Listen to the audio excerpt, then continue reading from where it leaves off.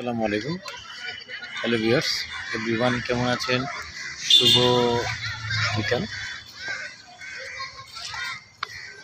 আসলে ব্যাপারটা হচ্ছে এরকম যে ভূমিকম্পের পর ঢাকা ভার্সিটি আপনার 15 দিনের ছুটি দিয়ে দিয়েছে যারা ছাত্রাবাসে থাকে। আসলে এখানে কেউই নেই, এটা বন্ধ। আজকে থেকেই যাওয়া শুরু করছে সবাই গ্রামে, যারা যারা আপনার হলে থাকে সবাই চলে গেছে, একদম ফাঁকা শূন্য হয়ে রয়েছে। আসলে ভূমিকম্পটা 5.7 হয়েছে, যার কারণে মানুষ ভয়ে আবার পরের দিন 22 তারিখও 6 না 4 হয়েছে, যার কারণে সবাই আতঙ্কিত। 15 দিন ঢাকা ভার্সিটি বন্ধ দিয়ে দিয়েছে। দেখতে পাচ্ছেন যেখানে ছেলেমেয়েরা খেলতেছে। আসলে এখানে খেলার স্পেসও আছে, ঢাকা ভার্সিটি পোলাপানরা এখানে খেলাধুলা করে, ক্রিকেট, র্যাকেটের কোর্টও আছে, বিশাল এরিয়া। এটা আমরাও আছি, আমরা লাঞ্চ করে আসলে কাজ শেষ করে এখানে বসেছি।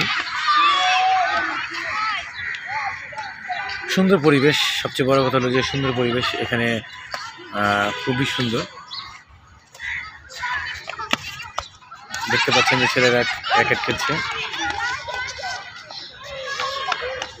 সুন্দর একটা খেলা, অসাধারণ।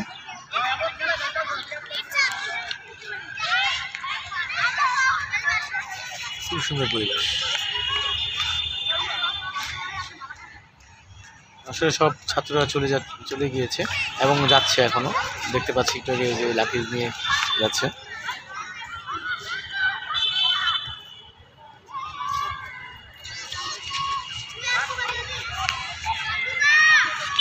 খুবই সুন্দর খেলাধুলা এখানে। হুজুররা খেলতেছে, হুজুররাও ক্রিকেট খেলতেছে এখানে, দেখতে পাচ্ছেন ওরা ক্রিকেট খেলছে। আসলে ভূমিকম্পটা খুবই, আমিও ভয় পেয়েছি, অনেক আতঙ্কে ছিলাম। কারণ যখন ভূমিকম্প 21 তারিখ শুক্রবার 10:39 হয়, তখন আমি ছাদে ছিলাম। আমার সাথে আমার মেয়ে, 1 বছরের মেয়ে ছিল, এবং আমার ছেলে 3 বছর 9 মাস আমার সাথে দাঁড়িয়েছিল, যার কারণে বেশি ভয় পেয়েছি যে আল্লাহ মাফ করুক, যদি কোনো অ্যাক্সিডেন্ট হয়ে যায় তাহলে আসলে নিজের কাছে খারাপ লাগতো। আল্লাহ তাআলা সত্যি কথা হলো যে সবাইকে হেফাজত করেছে, কোনো বিপদ বাংলাদেশের মানুষের বিপদ আপদ হয়নি। আসলে সবাইকে হেফাজত করুক, এই দুর্যোগ থেকে সবাইকে আল্লাহ তাআলা হেফাজত করুক, আমিন। ভালো থাকেন, সুস্থ থাকেন।